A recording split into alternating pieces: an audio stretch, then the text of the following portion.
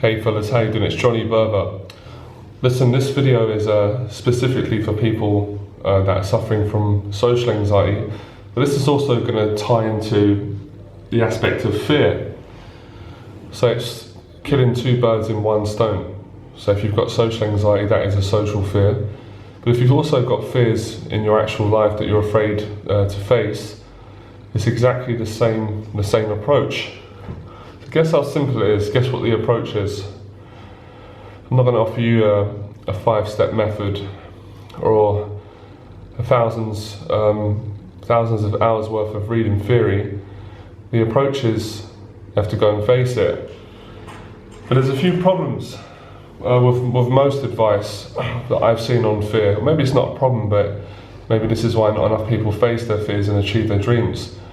It would just say, go face the fear. And that is the right answer, that is true, but usually that's not enough to convince someone to go and do it. It certainly wasn't enough to convince myself, someone who'd had anxieties for years. And of course I knew that if I didn't face them, they're not going to get any better. But that wasn't enough to get me in front of the fears. I was too scared. And I had so many fears. I'll go through some of the fears off the top of my head. One of the first fears was speaking up for myself. That was one of my biggest fears. That's where a lot of my social anxiety come from, just in a non-violent way. Does that make sense? I was really frightened of just speaking things out. So if someone said something I didn't agree with it, just saying I don't agree with that, or just saying no to someone. I had a big fear around the confrontation side of conversation, and that had a lot to do with me growing up in my childhood and always being frightened once arguments broke out in my household and family, in school with friends, because that was a lot of the reasons why I underwent a lot of bullying. And I associated with arguments, just a verbal disagreement which could be resolved in probably a matter of minutes or half an hour and then finished, left. I associated that when you have an argument with someone, and this doesn't sound too nice, it has to go physical, especially if it's with another man. Obviously not with a woman, you don't hit a woman, but if it's two men arguing, that was my mentality. That's kind of how I grew up. Obviously that wasn't my true self, that wasn't my true nature. This is coming from fear, this is coming from the fact that I was trying to protect myself, and this is coming from, adapting to my surrounding. Other fears were fears of going to public places, because I was afraid of being judged by people, so going to supermarkets, just open air spaces where there were lots of people, where I felt really in the spotlight. I didn't like that. Other fears were speaking to girls, speaking to women. That was a huge fear. Just to go up to a girl, just have a conversation, just to make eye contact, to say I like you, would you come out at me? That was just tremendous fear. That was another fear I had. A fear of making money. There's so much fear around making money, and fear of actually at least applying for the jobs that I want. So I had so many fears, and one fear just affected the next fear, and then the next fear affected the next fear. And I realised I was a person who was living in fear all the time. I also had a fear of public speaking, which is obviously a common fear. Everyone probably has that fear. But I actually all the fears I had, and it's common sense, but all the fears I had were all the things that I wanted to do, were all the things that would make me happy and shape me into the person or the man that I wanted to become. And to have the freedom in my life to do those things. And for years I didn't do it. I didn't do it because I hated that feeling. I didn't like feeling afraid, I didn't like feeling anxiety, and I didn't like feeling out of control. And of course, like everyone, I didn't like the risk of being rejected and being seen to be weak. And again, all these fears are just the same fears. They're just different ways that we express our relationship with them and the names that we use, but they're all the same fears. Fear of rejection, fear of judgment, fear of abandonment, fear of being looked upon as different, fear of failing. So these things continued for many years, and I also had a fear to stand up to my own dad, because my dad was very strict on me for many years, and he was bullying me in all sorts of ways. That's how I felt anyway. And I had a fear of just having a conversation, just saying, look Dad, I feel that our relationship isn't great, and I feel that you're bullying me sometimes. Can you stop doing that? Just something so simple like that I couldn't get the words out. It felt terrifying, and all my social fears, as I said, affected my life fears. And that's why I did so many crappy jobs that I didn't enjoy. I don't mean that to be arrogant, because I respect anyone who does a hard day's work. I've done all kinds of jobs, but I didn't enjoy them, and I had people saying to me, it's a job, you should be grateful. This is better than nothing. And then when I would say, well, I'd like to do this, I'd like to be a footballer, I'd like to be a boxer, it's the usual reaction. It's the usual reaction of people, close friends and family, and even how you feel, saying to you, I don't think there's a good chance of doing that. You're too old. I mean, how is that going to work out? How are you going to pay your rent in the meantime? So people always putting me down, always making me feel stupid, making me stupid for even raising the question and even considering improving my life. So you can kind of hear from my story that my social fears affected my life, affected my happiness, and they affected me being myself, because I figured it out from a young age. I figured out, how am I going to be myself if I'm not doing the job I like? How am I going to be my best self, or my true self, or my happy self if I can't have an honest relationship with my mum and dad and my friends, and I can't have an honest relationship with myself? How long can this go on for? How long can I keep living like this? And of course, and I've said this in my other videos, because I didn't face my fears, it caused me depression. I seriously believe, and this is my experience, I don't need to be diagnosed by a psychologist, I really believe that depression comes from people not facing their fears.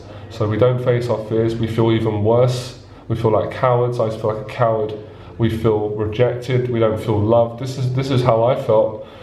And then depression comes along, because depression is that voice that says, you're worthless, how comes you can't do this? Every other man's doing it and you can't do it, or every other woman's doing it and you can't do it. You're never going to be happy. It threatens you. That's what depression does. It depresses you, it breaks you down, and then you just think, you just give up. There were many moments in my life where I gave up, for long periods, for months on end, sometimes for a couple of years, where I just sat in my flat, claimed benefits on the job centre, watched loads of films, ate loads of rubbish food, had bad conversations with the people that was around me, and it just was a vicious circle. It just didn't seem to end. And I started to inquire into the world of personal development. As you guys know, if you follow me, I started with the dating advice, and even with the dating, I remember thinking, well, it's all good and well reading these books on what to say to a woman and understanding, like I read quite a lot of books, so many is exaggeration, on what women are attracted to and how the science, understanding the science of a woman's brain.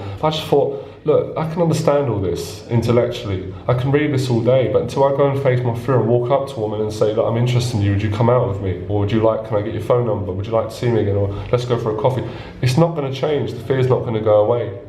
And then I realized that what I was doing was I was placing great, time trying to understand fears, which I think is a part, even though I'm saying you shouldn't do it, it is a part of moving towards fears, but it's not going to change, because I realise in a sense, an idiot, someone with no education, someone with almost zero intelligence, instinctively, the tribal part in us, if he faces his fears, he's going to eventually overcome them. At least he's going to fail at them, but at least he's going to do it. And I remember thinking to myself, I'm in such a low place in my life, I would prefer to go face my fears and fail at all of them than continue living the way I am, because at the way I'm going, I don't like myself.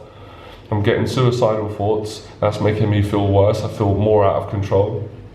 I'm questioning my sanity, and I just can't see the next day. I just can't keep going another 24 hours with this suffering. And it was really frustrating, and I felt hopeless. I felt like I didn't have anyone around me that could give me honest advice. So it was just, as I always say to people, the answers, of course, was in myself.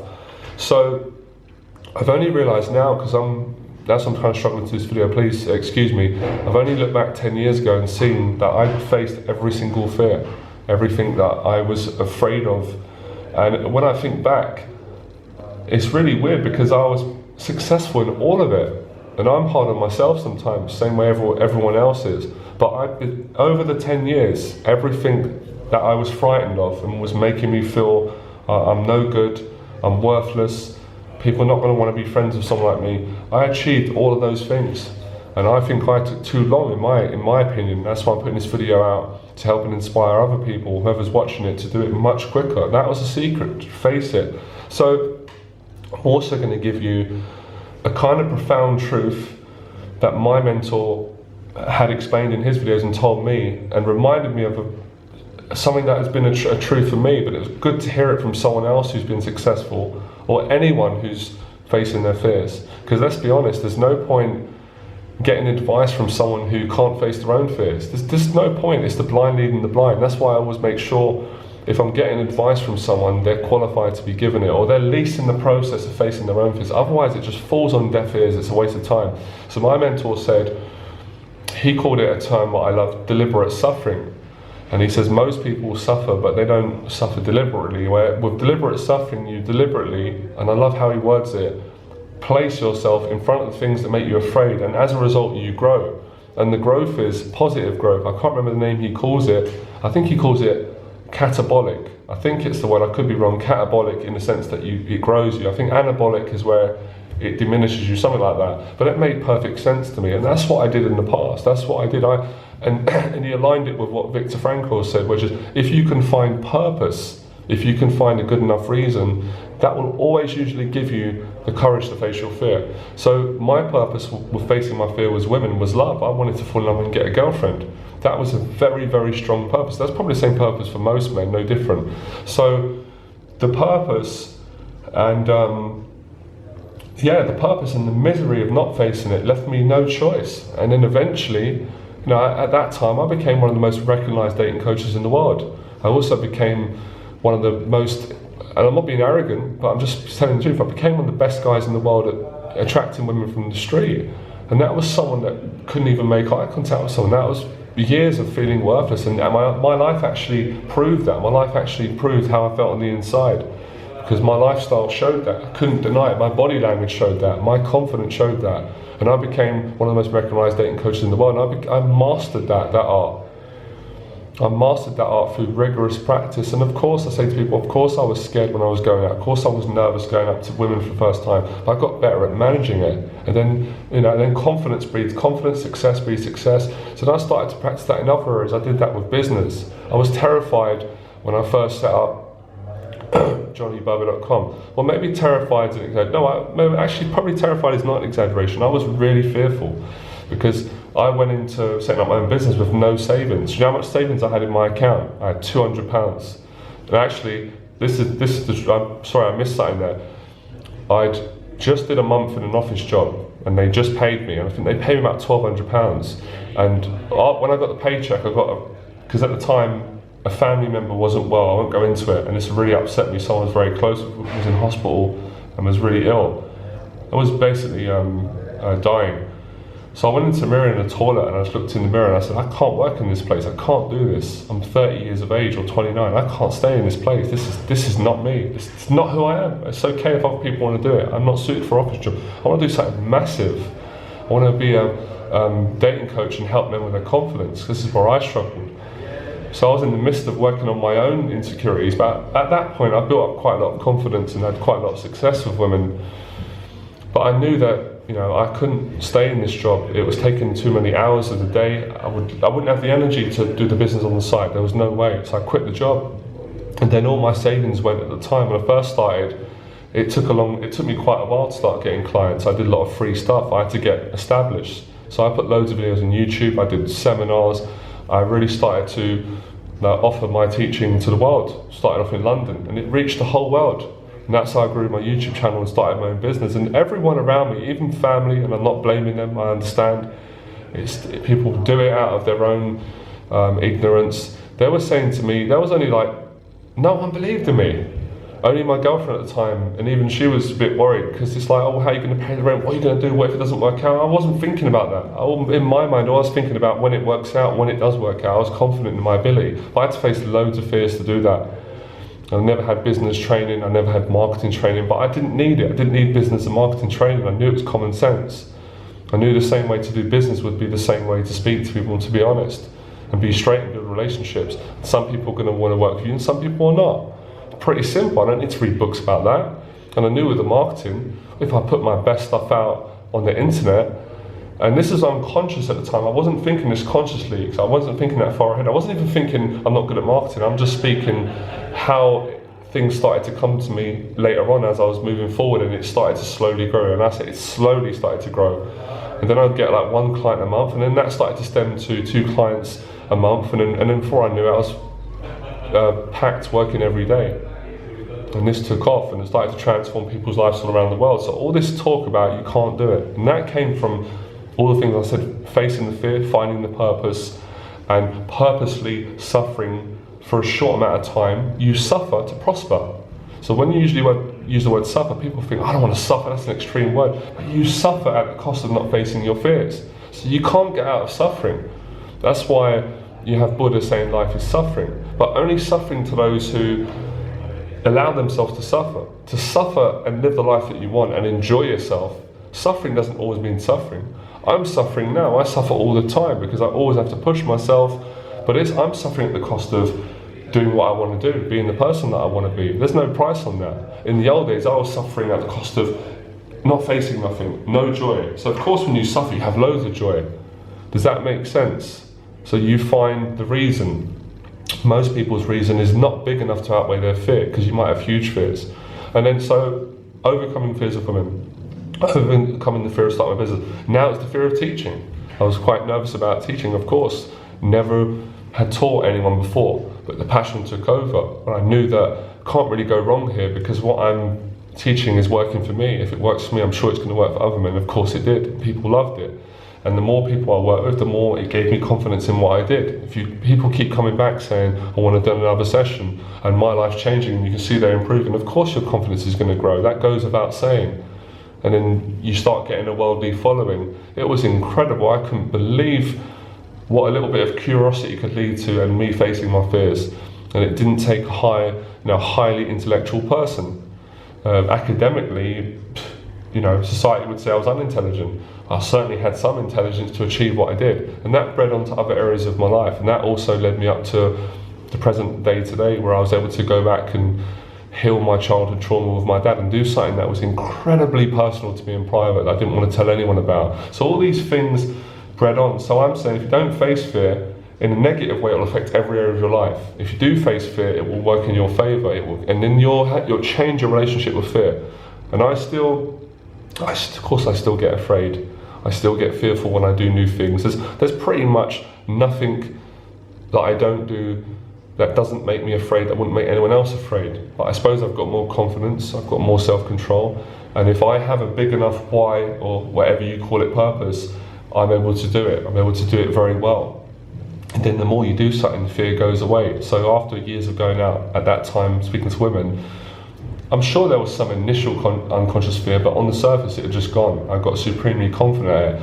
And I never thought I could do public speaking. That came later, and that was very fearful. And I made some mistakes. Of course I'm going to mention, you do fail sometimes. I made a fool of myself. I called people down and couldn't do the talk, got nervous, but people didn't mind. Guess what? People still wanted to work with me. I still ended up getting clients. People still really trusted what I said, because they seen he's honest, he made an honest mistake, got nervous doing a public talk, but teaching was still working. I was great at teaching one-on-one. So we're coming on to things now about honesty, being honest about who you are and what you want to achieve. That breeds more confidence. That's where my teaching's gone now. Where when I first started, I didn't think the teaching with meeting women was fully ethical. So it became, now I've straightened out even more. So can you see how things breed onto other things? And I would say that fear is one of the best teachers. It's certainly made me more intellectual. Now I read books. Can you see? Everything starts piecing up. Then I started to work on my fashion. Then I got a mentor, because then I had enough money to invest in a really good mentor. So it just keeps breeding on. So things like money, relationships, confidence, self-esteem, curiosity, education. Then I started to travel. Traveling was a huge fear for me. You'd never get me on a plane. I couldn't even go to Ireland, where my own ancestors are. I'm part Irish. And then I ended up going to Germany, I went to Prague, I went to Poland, went to Spain, 4 countries. But I went to 4 countries. That's someone who's afraid of flying, overcome my fear of flying. Can you see? Then I overcome my fear of being, I would say, more myself on camera. When I first started, I was myself, but wasn't open up as much as I could. I needed to build the confidence over time. Of course I did it. Now I speak in front of the camera effortlessly. Where I was self-conscious before, I was worried about what people are going to think about me, what if I don't make the right impression. You just start overcoming it, or you embrace it more. I'm trying to think of anything else. Even down to some of the things that I was embarrassed about. I had quite a lot of fears around intimacy and sex. There were times where I couldn't get an erection. I practiced that, I overcome the fear of that. I had a fear of even speaking about intimacy. I had a fear of talking about my own insecurities. It brought up a lot of resistance. I practiced doing that through my teaching. That came later on. What other fears are there? Just being more self-controlled. If someone started trouble with me, my old self would get so afraid I'd end up lashing out and being violent and having a fight because I didn't know how to deal with people on a social level. I didn't know how to just calm down, ignore it. I was able to do that. That's one of the most challenging things for me, growing up in an area that was rough, getting bullied for most of my life and fighting with people and being a bit of a bully at that time. So that was a skill that was a very, very valuable skill for me. For someone else, they might not even bat an eyelid. They would say, "Oh, I'd never get into a fight with someone," because maybe they've got naturally socially confident. I wasn't. So these skills, everything I've said, and I don't want to sound arrogant, I taught myself. Of course I got inspired, I had mentors and they helped me massively too, but I had to still go and do it. And this video is just basically to say, this is my story, to find a good enough reason to face your fear. And in finding a good enough reason, it will make the fear easier and you'll feel, and what comes after, that's what I always say, you feel so good after, you feel confident, and you get all the rewards, all the selfish rewards, maybe to make more money, to get a girlfriend, to feel more confident, to feel more liked, that all comes, and that breeds onto more things. So I hope you enjoyed that. Please like the video, subscribe, and if you want to learn more about my coaching, my teaching, read my articles, go to my website, www.johnnybubba.com. I love you guys and girls. And really have a think about that today. No, just think about it. And I just want to remind you that you don't have to do it all in one day. I did all these fears over the period of 10 years, but you could do these over the course of a few months, or you could do one a day, one a week, however you want, especially with social anxiety. I forgot to mention, I went off on one there. I've put myself in so many different social situations, public speaking, one-on-one conversations, groups, everything you can think of, getting on the train, buses, constant exposure. All right, enjoy the process.